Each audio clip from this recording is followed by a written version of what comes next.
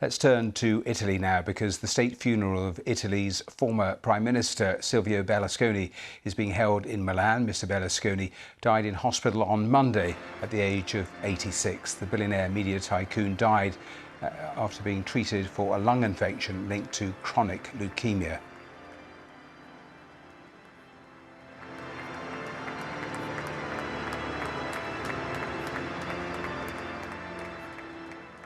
Well, those were the pictures right at the start of the funeral as the coffin was brought in, and just the clapping from all of those people gathered both inside and outside the cathedral. I want to take you from those pictures at the start of the funeral to what is happening at the moment, because that funeral just coming to an end, and exactly like the beginning,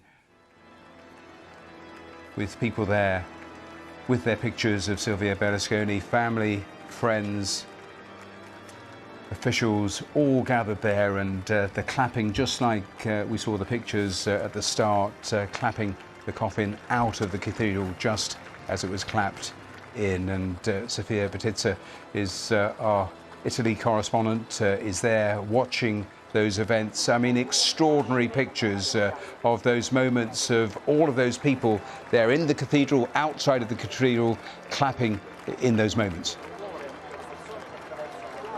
That's right, you might be able to hear some of the clapping still happening all around me in Milan's main square. When Silvio Berlusconi's coffin arrived here outside of the Duomo, Milan's cathedral, people started clapping, chanting. I saw some people crying. You know, the atmosphere here is very emotional. As you were mentioning earlier, people are waving flags, some of them chanting, "Silvio will always be our president." Now, inside the cathedral, there's a state funeral where about 2,000 people are attending. Of course, Silvio Berlusconi's family with his 5 children, but also his girlfriend, who's 53 years younger than him, as well as his ex-girlfriend and his ex-wife. On top of that, political leaders, but interestingly, not many world leaders from outside of Italy. And that's because Silvio Berlusconi was a very controversial figure. He was loved by many, but equally despised by others who didn't like the fact that he constantly bent the rules and passed laws to try and help his own business in Italy. But you know, all of this is a bit of a spectacle as well. There's helicopters flying above us. You might be able to hear some of the chanting going on in the square. And as you probably can see behind me, that is in fact Silvio Berlusconi's coffin that has just been taken out of Milan Cathedral and being held by the Carabinieri, Italy's military police. Sophia, Sophia, I just wonder if I can interrupt and just pause you for a second so our viewers can hear just the sound, because as that coffin came out, just the amount of cheering and applause there from all of those people gathered there waving flags.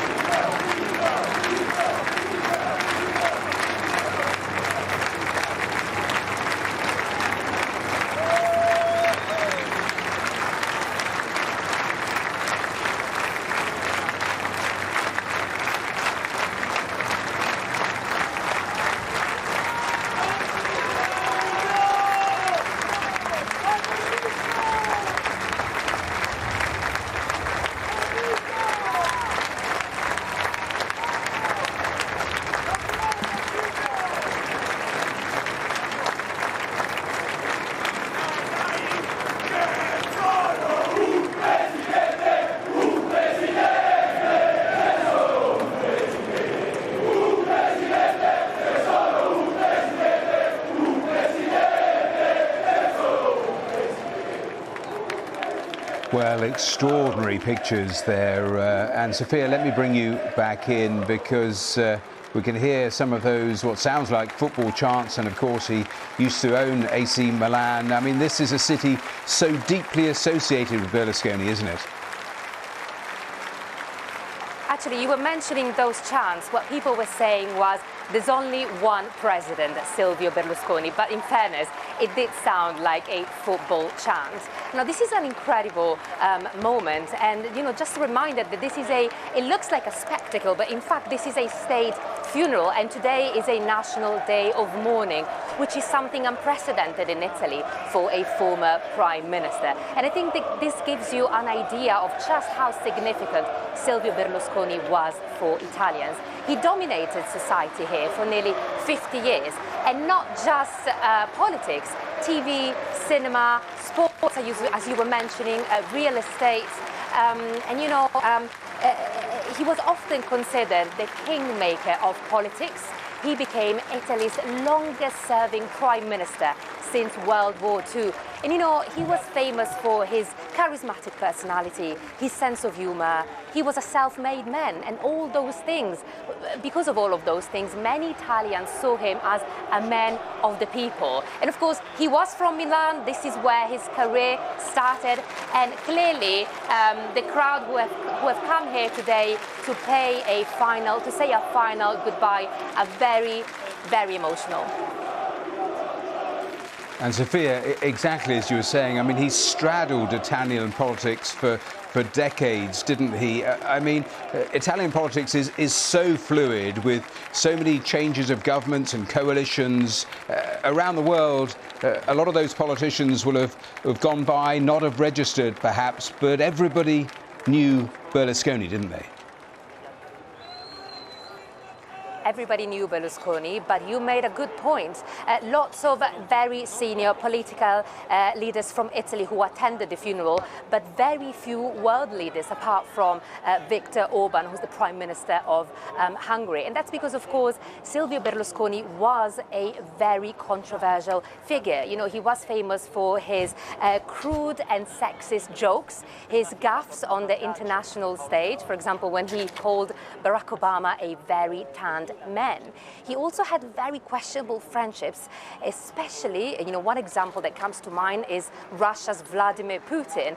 And also he became famous on the world stage because of his infamous bunga bunga sex parties. So for all of those reasons, some people here in Italy today actually feel that this spectacle, a state funeral, a national day of mourning, is too much, is not needed for somebody like Silvio Berlusconi. But all in all, I think it's fair to say that whether you liked him or you didn't like him, every Italian I spoke to today has said to me that an Italy without Silvio Berlusconi feels surreal, and that this truly does feel like the end of an era.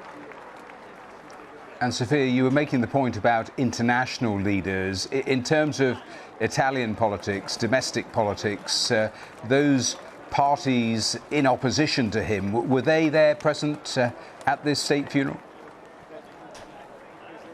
Everybody was present, people, you know, from his coalition government, people from opposition parties, you know, allies, enemies in terms of politics. Everybody was here today. But interestingly, you mentioned politics. There are big questions being asked now about the future of the political party that Silvio Berlusconi created, Forza Italia. You know, can the party survive without Silvio Berlusconi? It would be very difficult to name a successor because, you know, so many people who voted for the party did so because they were Berlusconi loyalists. And, you know, Berlusconi being the ultimate populist, he never named a successor.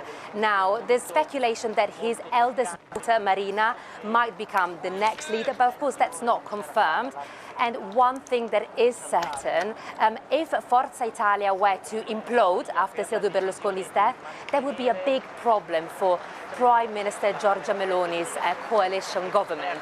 And of course, you know, Italy is a country that is no stranger to political crisis. So it's fair to say that Silvio Berlusconi's death could bring political instability to this country.